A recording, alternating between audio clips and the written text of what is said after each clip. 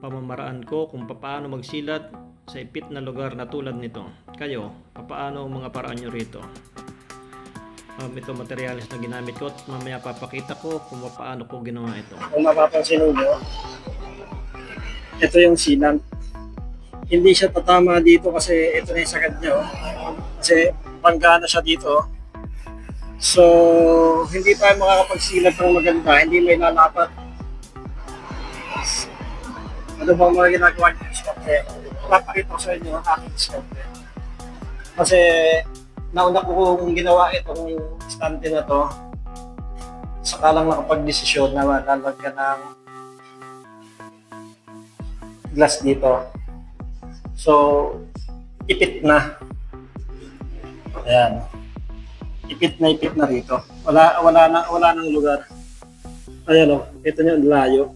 So, kailangan pa rin malagyan para mas mapatibay. Ayan. Pakita ko muna sa inyo ang ginawa ko. Ayan. Tapos, so, simple lang naman yan. Ano lang naman yan? Push. Ayan.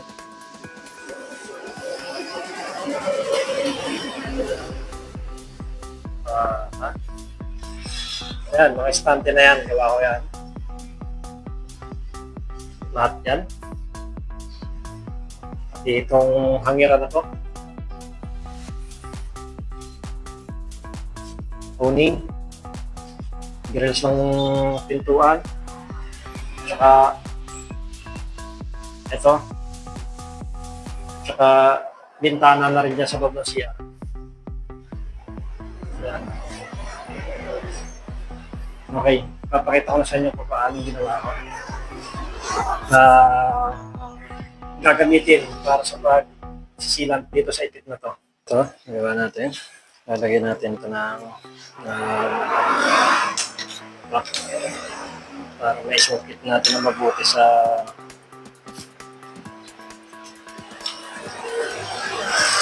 abulo. Mahirap kasing sungkit yan na pagka kamay mo lang gagamitin kasi masyado ikit na ikit.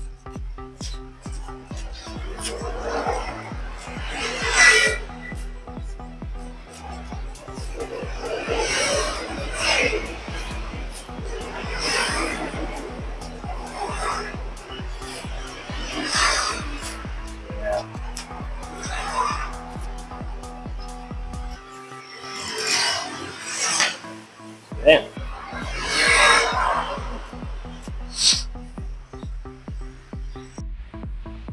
Simulan na natin.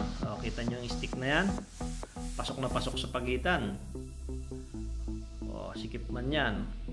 So pagkatapos kong magsilant, lagi kong hinahaguran ng gomang panghagod kasi sa hirap ng lugar ay medyo bukol-bukol yan.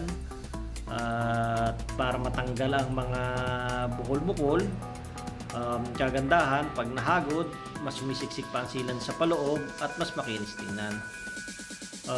Lagi ko yung pinupursige sa sarili ko na sa lahat ng kliyente ko. Hindi ko kailangan tipidin sa materyales.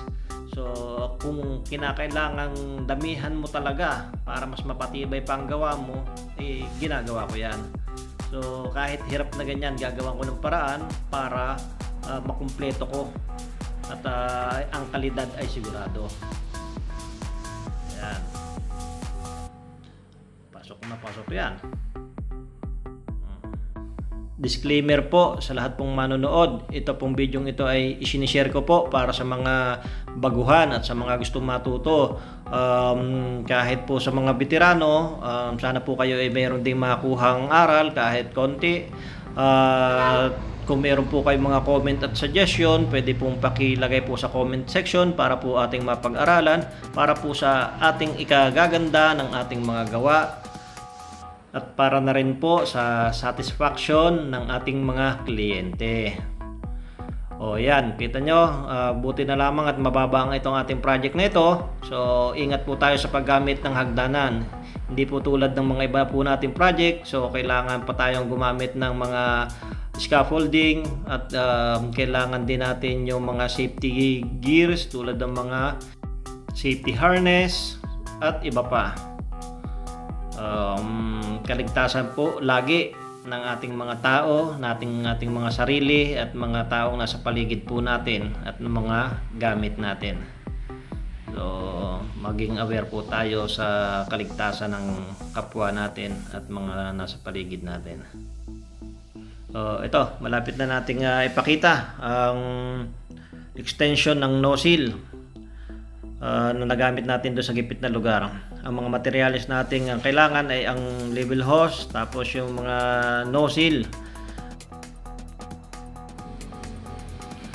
Ang una kong gagawin, kailangan kong pagandahin ang pagkakaputol ng kabilang dulo kasi para maganda naman ang lapat sa pagsalpak nung nozzle na ilalagay ko. Ayan, so kailangan masukat kung hanggang saan na kailangan saktong-sakto lang naman yung laki ng nozzle doon sa salpak doon sa loob ng hose para hindi masyado masikip at hindi maluwag. Tapos puputulin yan kasi dyan dadaan ang sealant. Pag masyadong maliit ang butas, mahirapan tayo magpalabas ng sealant diyan. Tapos isasalpak na natin dyan. Yan yung magiging nozzle na nakakabit na mismo doon sa tube ng sealant. So napakatibay yan, kahit hilahin yan dahil ipit yan at saka makapit ang hose diyan. So pagkatapos niyan ay yung kabila naman hose ang ating lalagyan ng nozzle kung saan yan na yung magiging pinakadulo. Diyan na lalabas yung sealant at yan yung ipangahagod natin sa corner ng glass at aluminum. Yan, ang sukat niyan ay kailangan na hindi ganun kaluwagan o sakto. Kailangan medyo masikip-sikip para pagpisil ng caulking gun ay hindi siya matulak paalis ang nozzle. Yan. Testingin natin. Malaman ninyo kung yan itatalsik ba o hindi. So, yung gawa na yan, syempre hindi. Dahil lagi ko nang ginagawa yan Yan. Salamat sa inyong panonood. Sana kayo ay mayroong natutunan. Ready na yan para magamit. So please, kung meron kayo natutunan kahit konti, like and share and subscribe na po and hit the notification bell para po updated kayo sa mga susunod na videos. Salamat po. God bless.